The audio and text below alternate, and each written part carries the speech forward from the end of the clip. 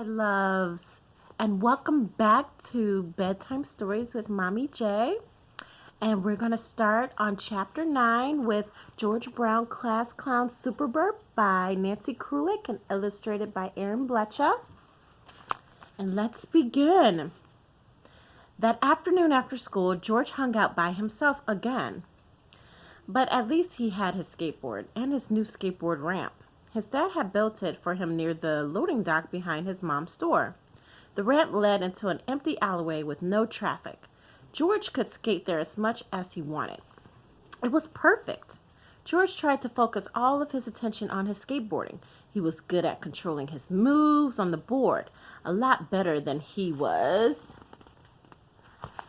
at controlling the super burp anyway. That thing had a mind of its own. George pushed any thoughts of that stupid burp out of his head and continued working on his ollie. The idea was to pop the skateboard up in the air and then land smoothly on the ground. George was determined to become Grand Master of the ollie. George stood at the top of his steep ramp. He pushed off and then soared down the slope of the alleyway. Once he was going pretty fast, he put his back foot on the tail of his board and pushed down. At the same time, he slid his other foot forward and then, whee! George and his skateboard flew into the air. It stayed there for a second. George felt like he was flying. A moment later, the board landed on the ground and George rolled down the alleyway with his legs crouched, his arms spread for balance, and his mouth smiling. "Yes!" George exclaimed. He pumped his fist in the air.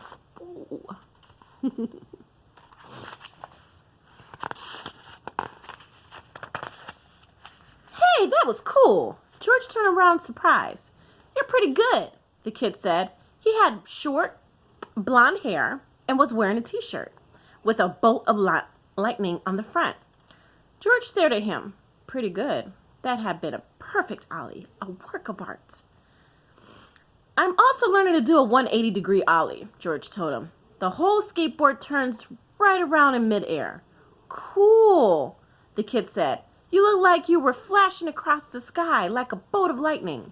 George smiled. "Thanks." "Or the Green Lantern, or the Human Fly," the kid continued. "I'm Chris.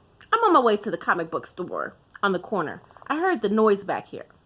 "I'm George," George replied. "I'm new here." "Yeah, I know." George frowned. Had this kid already heard about the experience in the classroom? Or the table dancing at Ernie's?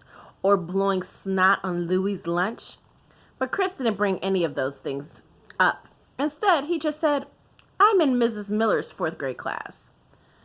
"I have Mrs. Kelly," George said.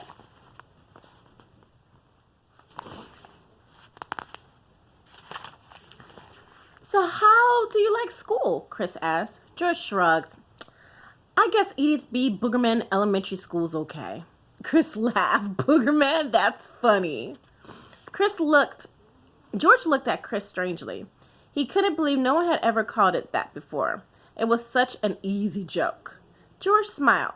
This Chris kid seemed pretty nice, and he thought George was funny. Best of all, they went to the same school and were in the same grade. If Chris stuck around for a while longer, this could officially count as hanging out with somebody. Well, that's the end of Chapter 9, my loves. It looks like George is trying to make some friends. What do you think?